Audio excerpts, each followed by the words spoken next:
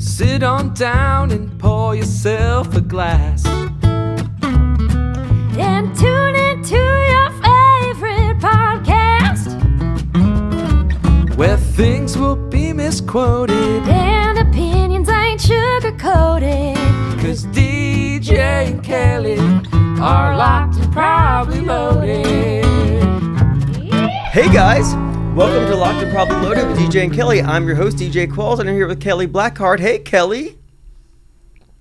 Hilarious. So if you don't subscribe to the Patreon, Kelly has some glasses on that are made out of a straw, and she's drinking a beatbox out of it. Hey, Kelly. Hi. I feel like I'm scuba diving. It also sounds like in alcohol. It also sounds like I've held you hostage. So guys, I was driving here today. I was in the absolute worst fucking mood. I told Kelly that I was going to tell Isaac to call this episode the one to skip. I just woke up today feeling like the weight of the world was on me. I have a bunch of stuff to do, but that's weird. You didn't seem particularly grumpy in the car. Hilarious. I swear to God. Did I not? No, I didn't think you were actually in a bad mood. Oh, so people are right. I'm not an asshole. So when I think I'm being an asshole, you weren't an asshole to me. That's for sure. But most of the time you are. I felt. What a lovely backhanded compliment.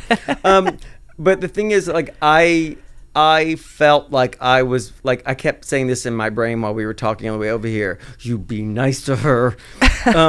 So I wasn't mean to you, or curt, or abrupt with my answers. No, not at all. We laughed a lot on the ride here. Yeah, I know, but I always laugh, even when I'm crying inside. I'm a sad clown. But Kelly and I got to work. Oh wow, it's called this work. Yeah. Got to the podcast a little early, and there's a great bar next to us. What's that bar called, Isaac? Do you know? Cafe Attitude. Cafe Attitude, which sounds gay, but everybody in there was straight. It was pretty gay in there. Was it? Yeah, I mean there were rainbow flags and interior design. That's I'm not pretty observant. Gay. I just asked Kelly. It looked really cute inside. It was gay. I'm not. I'm the least observant person in the world, because I don't know if I mentioned this on the podcast. I one day said this. When did you get a nose ring? Kelly's had it since 1974, like 7 years before you were born. Yeah. Yeah, I'm not observant. So I didn't see any rainbow flags at all. But it's a really cute little, I think it's a hotel. Yeah, it's attached to a hotel. There's a little bar in it. And so I went there and had a drink, and now I'm here and happy to be here. And Isaac came over and hung out with us for a bit with his gorgeous hands. Such gorgeous hands. Hashtag Isaac's hands. Speaking of Isaac, I can't figure out why my computer is not wanting to charge. Can I give it to you? Oh, while you do that, I just realized I need to call the skin clinic in Vancouver. Yeah, let's make the appointment right now on the air. I have to have. So I do this thing. So I just looked in the mirror at the bathroom at Cafe Attitude, and realized that I saw a couple of pores. I don't have pores on my face because I have them lasered off. So I'm gonna call Skin Girls in Vancouver, which is, if you want any call them, be like, you're on the air, and just see if they're confused laser as treatments fuck. done or any of that stuff. It is like a fifth of the cost. It's like 20% of what it costs to do in the United States. All you need to do is fly to Vancouver and get a hotel, or you can stay with us. Me and Ty live there. Just inviting people over. Wouldn't that be amazing? Type like, who the fuck is this? I'm like, he's like, I wasn't overwhelmed by all of the press, but the fact that now people said that we can stay here. It's like, who is this? I'm like, somebody from the internet. Hold on, Skin Girls. Oh, while I'm doing this, there is an artist named Qveen Herbie. She's a singer, and she's an amazing singer-songwriter. I discovered her on. Well, I found out about her. I didn't discover her. She's what? What are you guys talking about? Well, I'm just trying to figure. I'm sorry. I'm trying to get my computer back. You guys are fucking up my Qveen Herbie hold thing. On. We'll start that again. We'll cut this part out. We will cut nothing out. This goes as it is. I want people to see how I'm regarded in a space I created. So it's too far. It's working on mine. It's not working on yours. So while I do this, I don't know if this is even legal to do. We're not profiting from this because this podcast doesn't make any money yet. But I want to play you something that I stumbled upon and now I can't get it out of my head. Her name is Qveen Herbie. If you don't know her, follow her on all the social media platforms. Okay, that's Alex Jones. I was trolling him. Hold on. Yeah, go through your agenda of Twitter battles. I couldn't with sleep last people night, today. so I was trolling Greta Van Susteren and Alex Jones. Okay, this song, when I heard it, what she's doing is kind of genius. She's an amazing singer-songwriter. She's mad talented. She appeals to, I think, a hip-hop crowd, but also there's something about it that's almost like what Lady Gaga does, which it like drives straight to the heart of gays. Mm-hmm. Like Lady Gaga found the frequency to make gays get their hands above their head. Yeah. Like she knew exactly what to do. And Qveen Herbie has a similar sort of like way through to a gay man's heart, but she's just fucking dope. And she's doing this herself. Listen to this.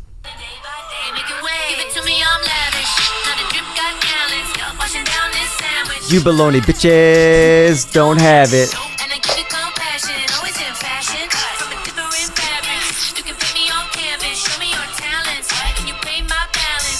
Honey, I'm lavish. Qveen Herbie. Qveen Herbie, we're begging you. DJ will not stop talking about how he needs this song to be released. Day. He texts me on my constantly. mind all the time. I don't know what you're doing to me. It's up on the screen for our Patreon subscribers. He got recognized at the movies the other day as he I was forgot about dancing this. out of the movie theater singing this song. And this guy's like, "Hey man, I just saw Road Trip the other day." Kelly and I went to see Strangers Chapter 1, which was fine. It was fine, yeah. And we hated both of the main characters though. Yeah, we were like, they should probably die. We were rooting for their death. But as we were leaving the theater, I popped this in and was dancing out of the. You were like voguing out of the theater. I was. This guy comes up, he's like, "Hey Which man, is sorry." So not like me. This hits a gay frequency I didn't know existed within my body. But I was dancing out of the theater, and this very handsome dude comes over. Is like, "Hey man, I'm a big fan of yours." I'm like, "Hi, nice to meet you." Like, "You baloney bitches." Of course you are. Which it's like, who doesn't like a song that says "you baloney bitches"? Because that's now the new insult. It's so amazing.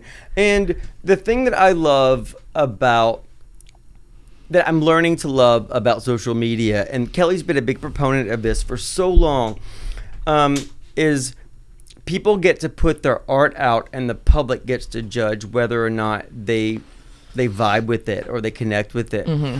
And I was looking at social media as clown, like people doing this, "Look at me, please, look at me. If you don't, it's gonna really hurt me. Please like me," right? And there's a lot of that. But there's also people doing this. I live here, or I don't have connections in the business, or I'm dope and I was in a band that had some success and now I'm doing this. Mm-hmm. So can you give me your ear for a second? And it allows people to break through. And that's what I'm starting to understand about social media. And as my algorithm is starting to learn me, it's starting to show me things that I'm like, "Oh wow, I didn't know about that." Yeah. And I think that's really cool. Yeah. And Qveen Herbie just popped something up. about the music industry now is oftentimes people will be super talented and not get signed because the agency is going, "Oh, sorry, we're not signing people who don't have 50 to 100,000 followers." It's like, which is hilarious because you want to get signed so that you can get exposure. If you've already gotten the exposure yourself, right? Is there a massive benefit to this? Who knows? But I mean, Qveen Herbie has like 1.5 million, 2 million followers, but people are connecting with her on social media in a visceral way. Mm-hmm. And I think that she may not even be signed. I think that it sounds like her and her husband, they were in a band together years before that, met and married. Oh damn, you like the song so much that you researched. I did research. Wow. I really like her a lot. Yeah, okay. And so I did research, and now he realized that his love is producing. And you know their thoughts and dreams. It helps. He had a fear of putting himself out there. He just realized that what his thing was, I mean, they had a couple songs that charted, and then he realized that he loved producing. Like he found that, and she's a great creative, and they're great together. And so I did do a deep dive, and I didn't do just one. I did like 97 of them. You don't have to file a restraining order against me. but I Googling do every like day. you When quite- does Lavish release? But every day I do Google it did every day. did she not mention a date? No, she mentioned it. She So said you have Alzheimer's. No, she said that she's waiting for someone named Bob to sign off on it. And I don't know who Bob is, but Well, then maybe we should be appealing to Bob. Hey, Bob. Maybe doing this video for Queen Herbie is not not what we need. Bob, what the fuck? what the fuck, Bob? It was like 5 weeks ago when she said she was waiting on Bob to sign off to release it. But it's up on the screen for our Patreon subscribers. That's Nick Noonan. That's her husband. But I'm telling you right now, go on any social media platform and look up Queen Herbie, and Queen is Qveen Herbie, and just look at what her vibe is. And I think she's dope. Wait, does she have a song called "Is It a Bob or a Robert"? Is Bob referencing her haircut? I don't know. Maybe she has to ask her hair when she can release. I know this vitamin song. A, vitamin B, vitamin C. That's also in my head a lot. But you can get that song and I have it. But Lavish, it's just hitting me on all these levels, and it just ever present. Yeah, it lives rent free in my head. And I'm trying to pay you for it. So get Bob. If he still had one of those old school phones, it would be his ringtone. Yeah, exactly. You baloney bitches. And he'd never answer the Don't phone have because it. he would just listen to the song all the way through. You baloney Really? bitches don't have it. I don't know how to make ringtones. I mean, why would I? My phone's on silent always.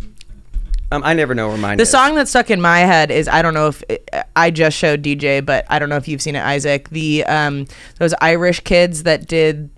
There's like a bunch of 8-9-year-old Irish kids that just look like regular kids. They're not like fancy influencer kids. And I don't know what it's called, but just look up Irish. Is it the one where their parents are in a band? And then No, it's a bunch of Irish children. It reminds It's like, me. you think you could solve what we do? Yeah, I it doubt reminds it. me of like. oh, it's the one like- on the radio station? It's a It's a modern version of a Little Rascal sketch. It's a bunch of kids I doing loved adults. Little Rascals. Yeah, so did I. I got $1. I got $1. But it's a bunch of Irish kids who are Found my like spark. probably they're tweens, like just singing a song. Here's the thing, the kids are fine. It's no He doesn't Queen like, Herbie. yeah, but he doesn't like the accent. But it's such a pump up song. Like, it's not that it's I don't motivational. like the accent. The problem I have with Irish people is that my first relationship was an Irish guy who hated himself so much he had a British accent. But but the Irish accent came out when he was drunk and fuck potato famine, just trying to feed me lads. Why are you being so fucking mean to me? That's what happened. Was he punching you at the end? He punched at me but could never hit me because the motherfucker would get fucking so wasted. He couldn't. I'm fast, Kelly. I'm fast. You blow in the wind. Exactly. You can't find it. Whatever, it's fine. You I think everybody knows what I'm talking about. Don't have it. Wow, this is actually turning into one of my favorite podcasts. I was so negative coming into work today. It's the power of positivity. It's the power of something. It was alcohol, really. I had one drink. Yeah, one drink. The thing. That's all it takes. The thing that I had a problem with when I woke up to That's it. These Irish kids. Okay, we're gonna play this for you. Can we do that? We can, right? Yeah, of course. Because we're promoting it. Well, it's behind a paywall, so it doesn't matter. They're Technical basically doing this. difficulties. We are fucking Irish kids. We do. I doubt it. I just love.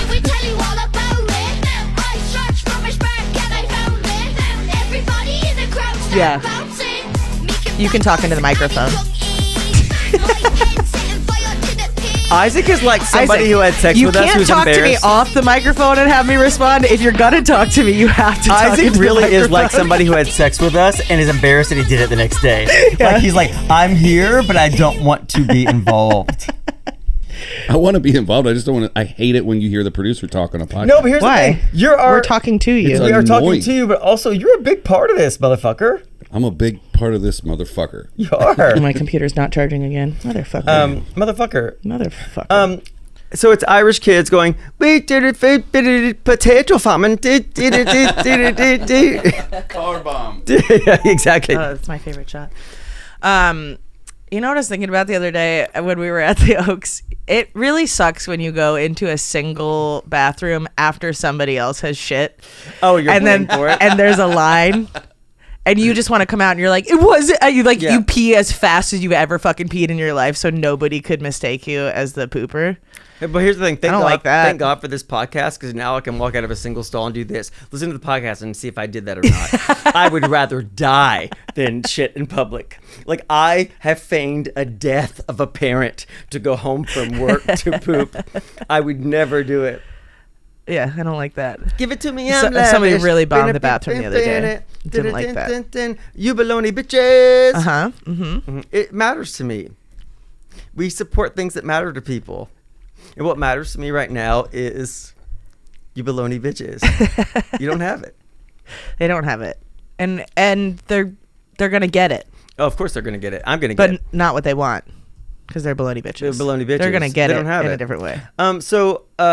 So last night, the reason why I was so in such a foul mood when Kelly picked me up to come to work today was I'm jet lagged to fuck. Like, I was in LA, then I went to New York for a few days and straight back to LA. I had like 36 hours here and then went to Germany. And then came right back and had to work at like 5 o'clock in the morning. So I'm all over the place. And so I went home last night after we had we taped yesterday, and then we had this amazing happy hour.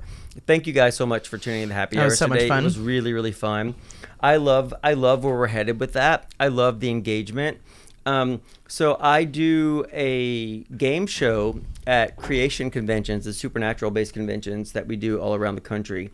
On Fridays, I'm Jared and Jensen aren't there yet. Misha's not there yet.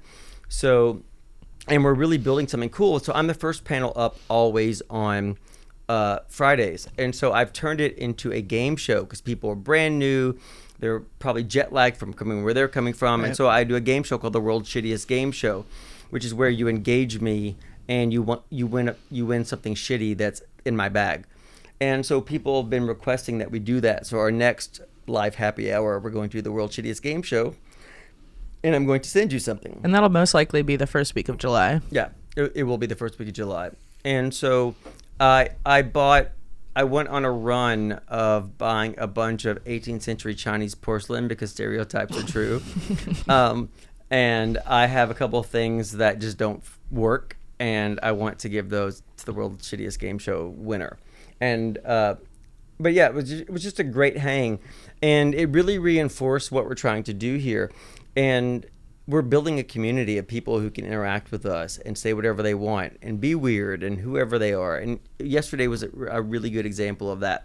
So I went home like keyed up from the experience, and then like the jet lag caught me and I crashed hard. I woke up at like 11:30, 12 o'clock at night and was up for like 7 hours. So I woke up so then I fell asleep like 30 minutes before you said I'm like 20 minutes away. And I just was in such a shitty mood. Woe is me, because I'm busy. Well, you have to go through all the stages of grief when you wake up. Every fucking day, 5 stages of grief. Yeah. So I think I was in anger when you texted Yeah, you were me. still in the first stage. Yeah. But I brought you a croissant that you didn't eat. I will eat it later. But also it takes me like 3 hours after I wake up in the morning to be able to eat. I don't know what it is. And we've talked about this on the podcast before, but seeing Ty bound out of bed in the morning, so happy to be alive. And here's how I know he's my person. It doesn't make me mad. It doesn't annoy me.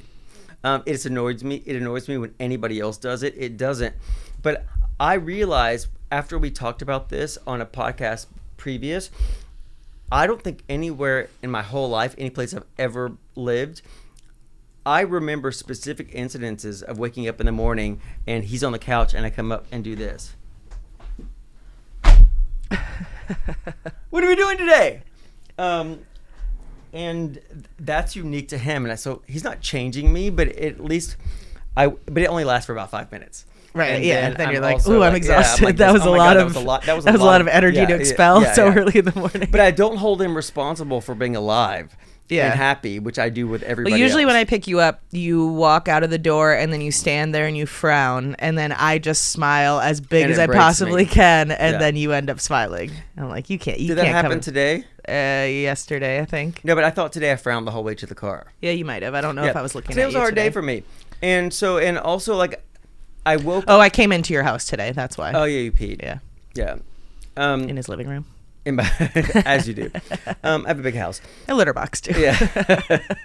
So, but speaking of, that's actually a story that I haven't told before. So Isaac brought it to my attention that I told 2 stories twice over the course of this. I'm going to do that. I also am going to repeat wearing the same underwear over the course of this podcast and some similar shirts. Yeah, we mentioned on the live last night that we've got headphone amnesia, so Yeah. we can't really remember Yeah. what we've said and in conversations with each other versus what has been recorded. So we're gonna put it all out there. I think hearing the And- same story multiple times is charming. It's like your grandmother who has yeah, in their car, they're dementia. just like, "All right, Grandma, time for bed." Yeah, exactly. So just treat it like that. But you're going to hear stories over and over again. But you'll hear some new ones. But I was going to segue into a fucking story I've never told before, and now I don't remember what it was. When you first came out here, What did I do? starting from the beginning in LA. No, so I'm going to do an episode of when I first came out here, Oh, yeah. and talk about how the Church of Scientology almost got me, but I'm not. You're not there ready yet. for that, No, yeah. I was going to tell a story that nobody had ever heard, and I can't remember what it was now. Was it about? It wasn't about sex because It'll come back to you once we get in my car. exactly. It'll come back to me in 7 days.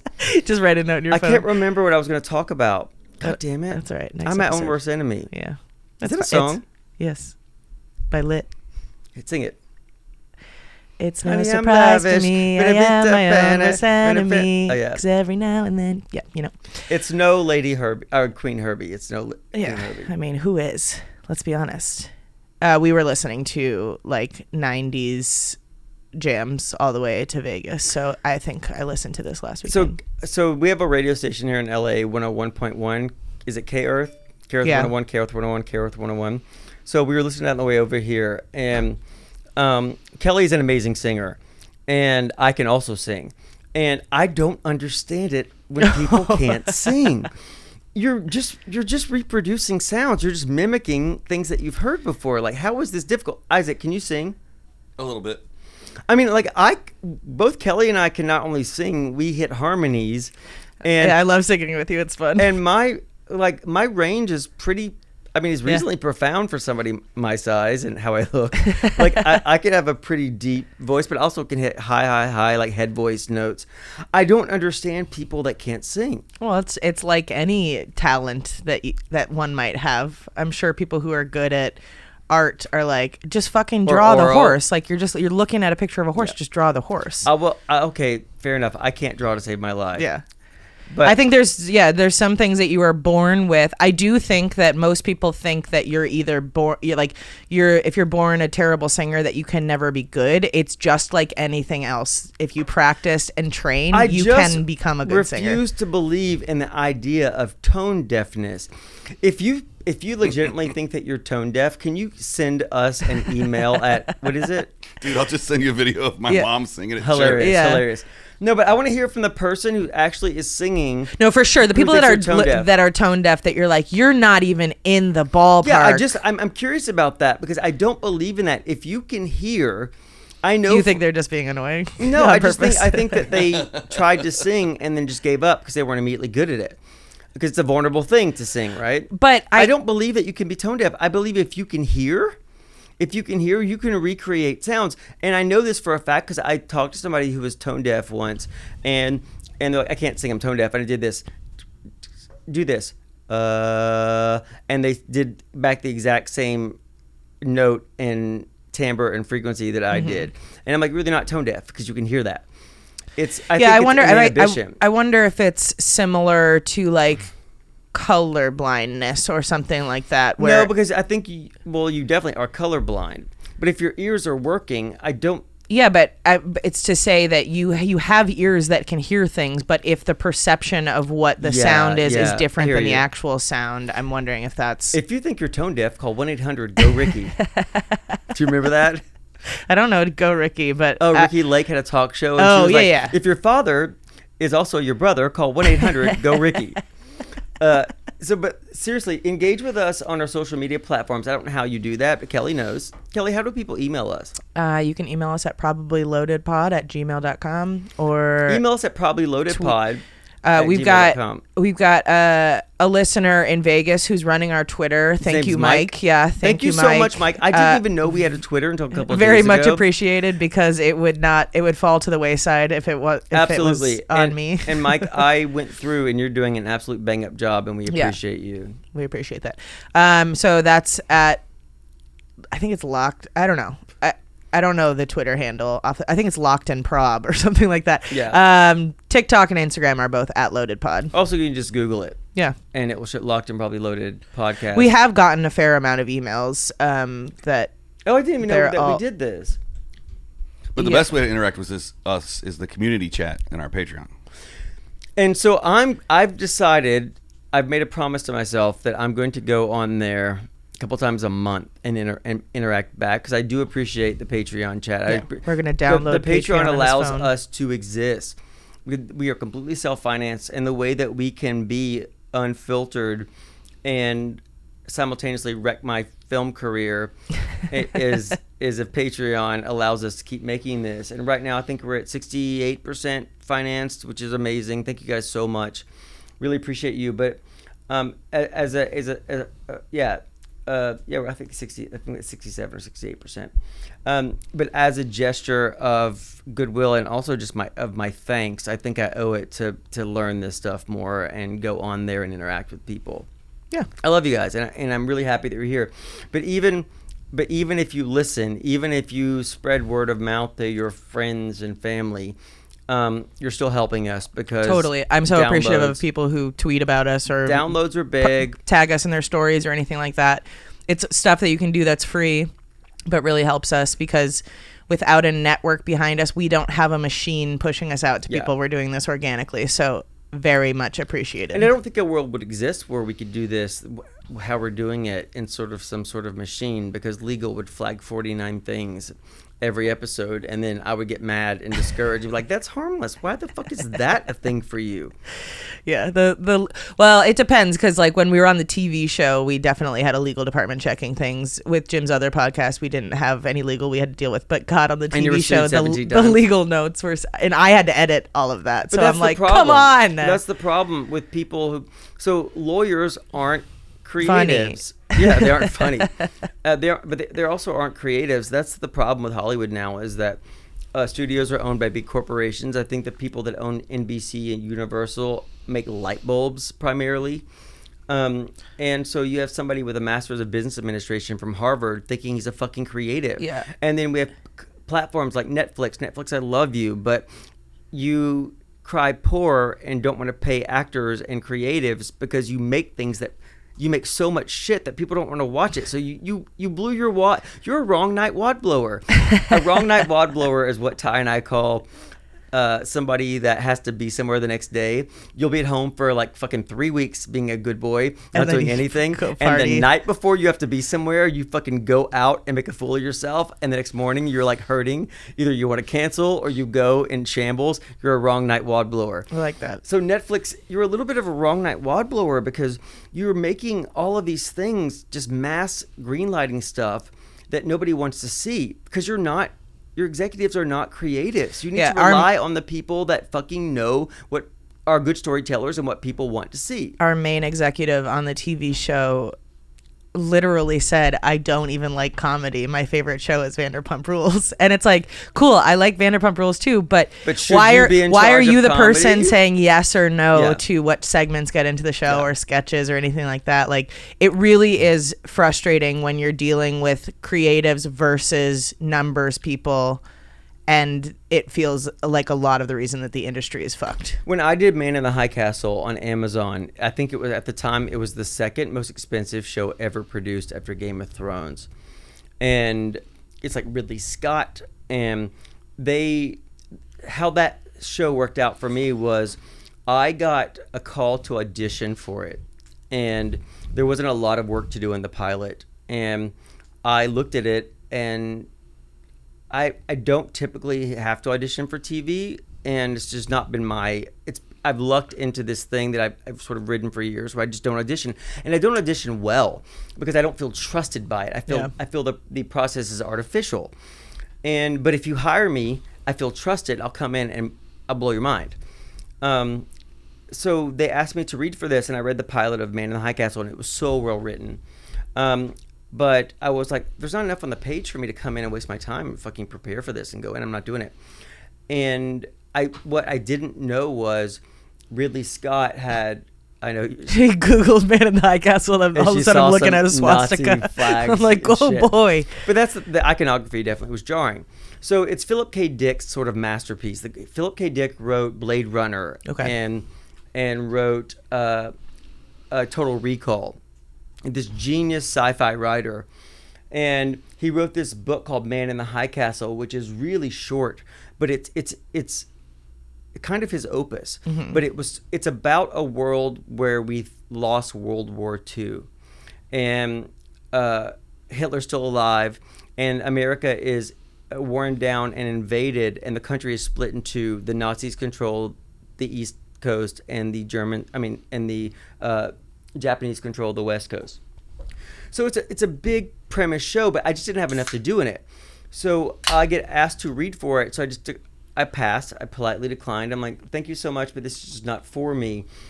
And then I get a call from Ridley Scott at my house Ridley Scott. Do you know who Ridley Scott is? Mm-hmm. Do you really know who he is? I wouldn't be able to list his credits. He's a genius director. Can you pull up Ridley Scott, please? RIDLEY. He's a genius director.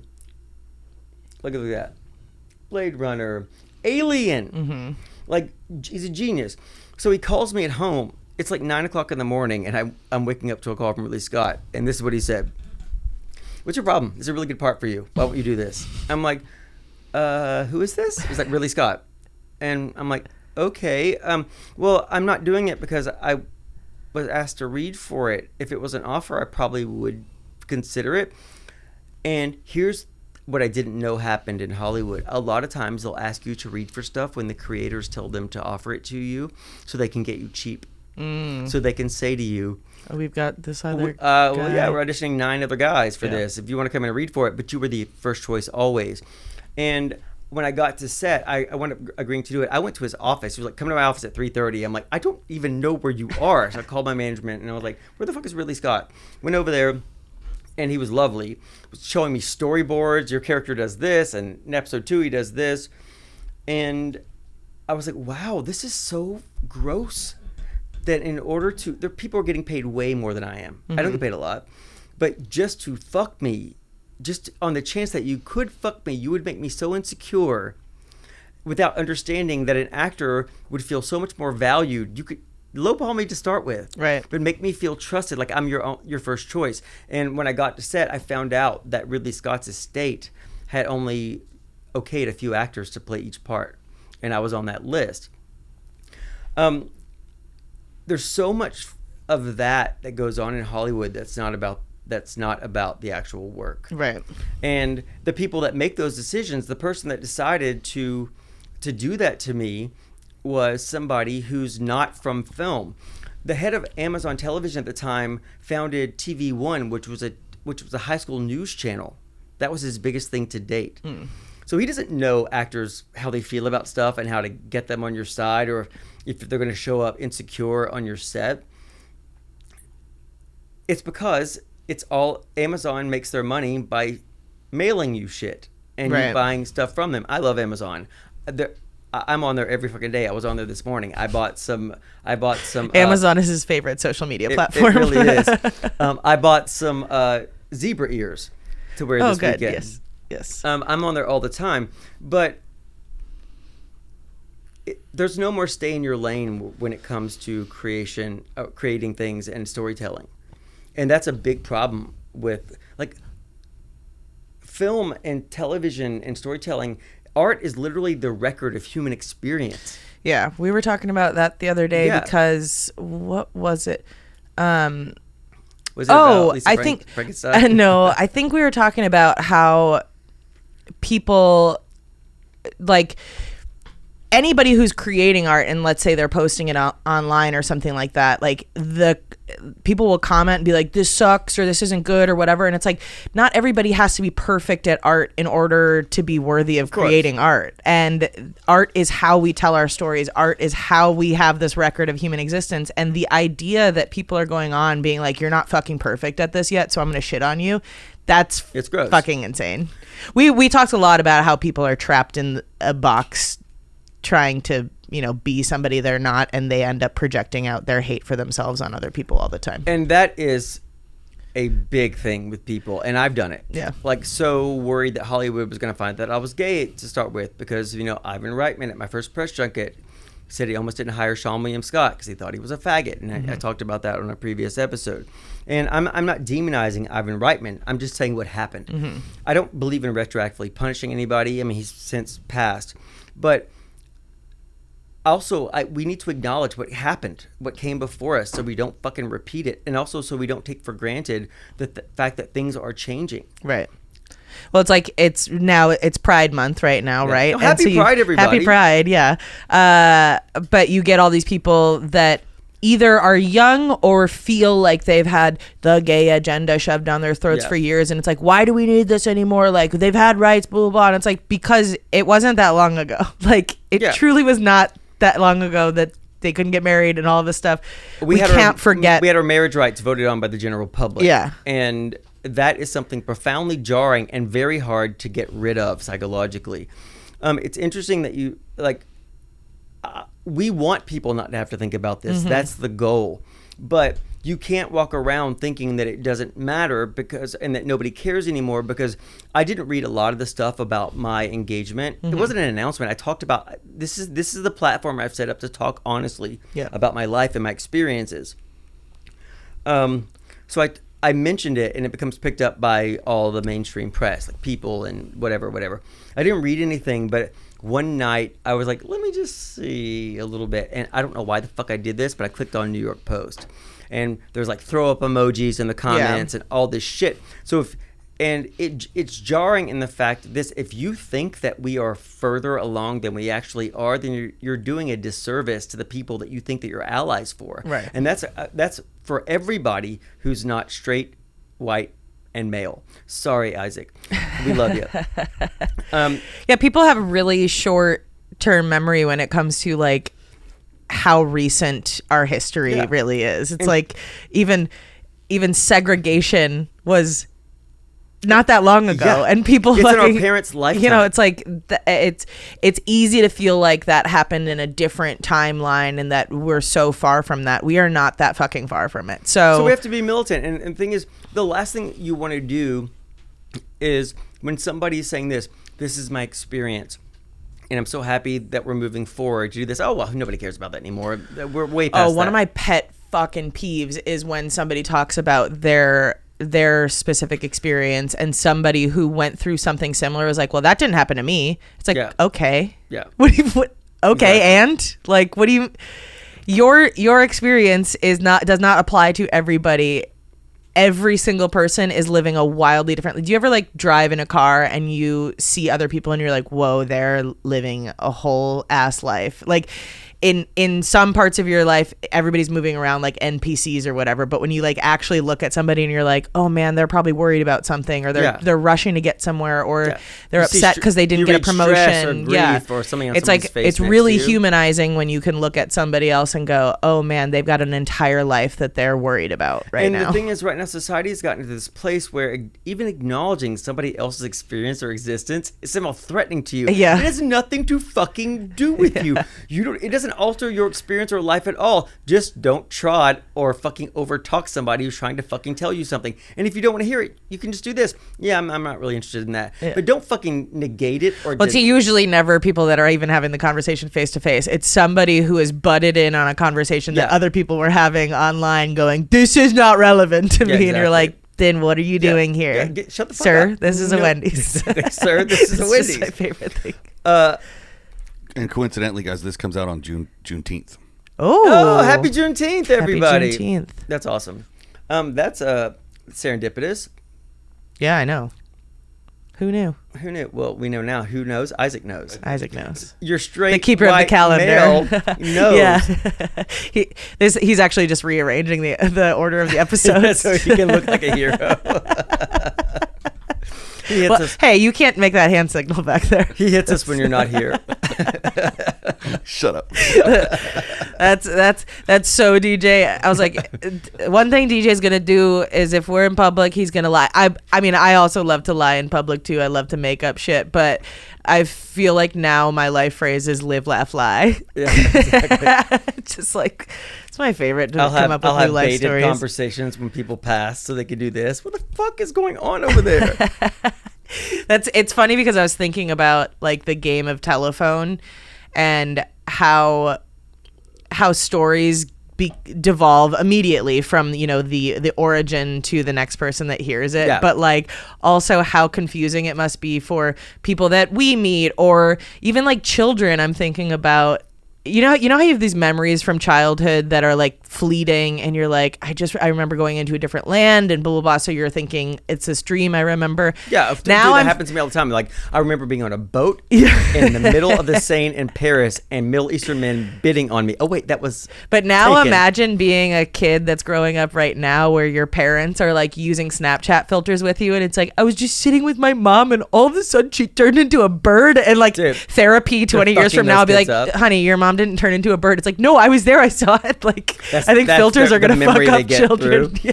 So I really think that is a fucking rough road. Like that's a rough road to hoe because it'd be like being on mushrooms all the time. And you're like, there's no sense of reality, memory, and you have no context for it because it's something that just happened to stick with you and pop through. All of my shit is based in reality because I grew up before that stuff. Yeah. Before the telephone was invented. Yeah, exactly. In the 1800s, this always used to be farmland as far as the eye can see. But one of my earliest memories is I think it was my 4th birthday, and my aunt had baked me a cake that was beautifully decorated like a dog. Mm-hmm. And somehow my mother and aunt got into an argument, and all I remember is one of them taking my birthday cake and throwing it on the ground. So that is not a filter. That actually happened. You pussies who are worried about your mom turning you into a giraffe. My cake went on the ground. That's not where cake goes. Honey, I'm laughing. You baloney bitches don't have it.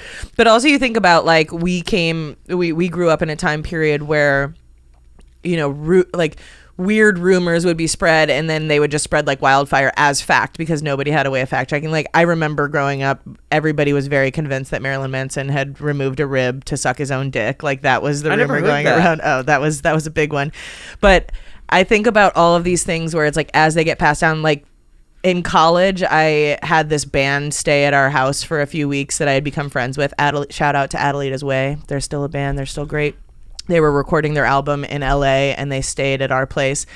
And I remember Grant, my brother, was telling a story to one of his friends like years later. And he's like, oh yeah, Arcade Fire lived with my sister. And I was like, yeah, no, it wasn't Arcade Fire. But it's just like you think about how many stories have devolved in the game of telephone and people are making judgments look whatever. on the screen right now. Jamie Lee Curtis is a hermaphrodite. Oh, I remember that one. Richard Gere's gerbilectomy. Wait, what's That a was a big gerbilectomy? one. Everybody You put a said in gerbil up the his 90s. ass, which Yeah. didn't happen. They wrapped it in tape and he put a gerbil up his ass. I tried that. It doesn't work. I did not try it. Gerbil is too Rod big. You need Stewart a mouse. semen-filled stomach was pumped. I heard that I don't about. remember that. I heard that about. Madonna No, I heard that about Elton John, which is obviously not true. and Little Kim. Yeah, it's all a bunch of like bullshit. I mean, how much semen do you need in your stomach to get pumped? I have it on my Let's phone. find out. No, exactly. It makes no fucking sense in the world. It's I just had shit. 75 acetaminophen in my body, and all I had to do was drink a charcoal shake. I didn't have to get my stomach pumped. And the truth comes out. It was disgusting. So speaking of Marilyn Manson, I'm going to tell a Marilyn Manson He just story. Googled how much sperm can a man's body hold. Hilarious. It's about a gallon. Wow. That's a lot. That is a lot. That's Peter North There's not to the enough time 10th. in the day for that. Yeah. That would. Yeah. You would have to import it. How do they test that? Exactly. Science. You know me signing up for medical tests to make money. The American government spent $47 billion to find out the maximum amount of semen you could have in I'm your like, I stomach. think I could do a before. gallon and a half. How much does it pay? So let me tell you my Marilyn Manson story. Oh, you have one. That's Yeah, Isaac, horrifying. Isaac, what time is it? We're at 45. Oh, perfect. So this we'll close this out with this story, and we don't have to edit out time checks. We are all real all the time. Yeah. So my friend was in town from London, and I use the term friend loosely. He was married to a friend, and he was producing a Marilyn Manson video. So I was like, I'll come over there, and they're like, no, come right now. He really, really, really wants to meet you. So I go over there, and he's left like 5 minutes before I left. Like, he really, really, really wanted to meet me. I drove from fucking Santa Monica into deep Hollywood. Ugh, the traffic. Yeah, exactly. So I get there, and they're like, oh, yeah, he just left, but really wanted to meet me. So they tell him that I came to meet him, and I don't know about this. I go home, and like on a Tuesday, my phone rings at like fucking 4:30 in the morning, and it's Marilyn Manson. He's like, hey, what are you doing? And I'm like, who the fuck is this? He's like, oh, hey. He texts you up. You're like, who is this? He's Marilyn Manson. Never talked to this guy in my whole fucking life. I removed a rib so you could suck my dick. So, and that's when I realized it was true. No, he's like, so, hey, what are you doing? I'm like, who the fuck is this? Like, it's Marilyn Manson.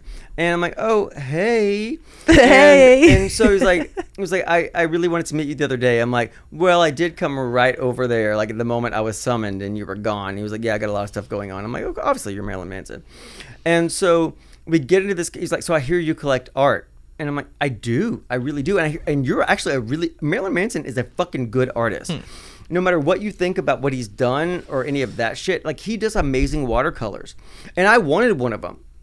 And so he asked me what I had currently in my collection. And I was like, I was looking around. I was like, I've got a couple of Warhols, and I have a Liechtenstein that I really like a lot. And he was like, those are screen prints, but they're worth, thousands of dollars. He was like, I'll trade you a watercolor for a Liechtenstein. And I'm like, sold. I love your work. And he was like, come over here right now. And I'm like, no.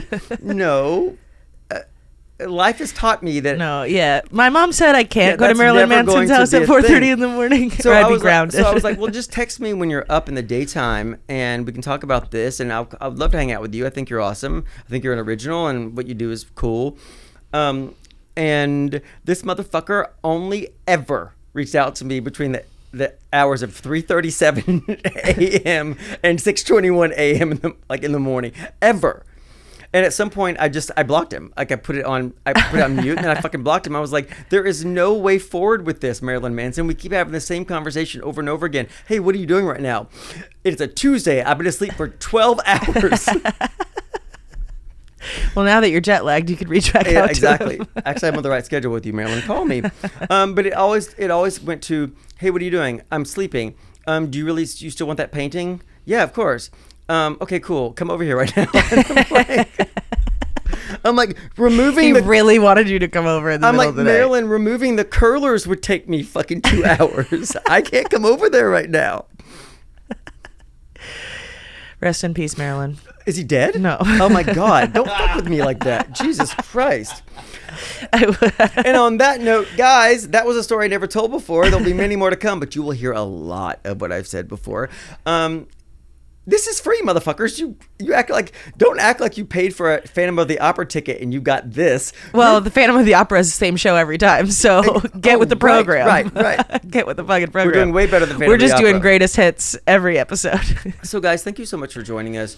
If you would like to see the video feed, which you're under no obligations to do, go to patreon.com /loaded /loaded pod, yeah. This is why I don't run a fucking social media. I hate this stuff. I hate it. Kelly, can you talk?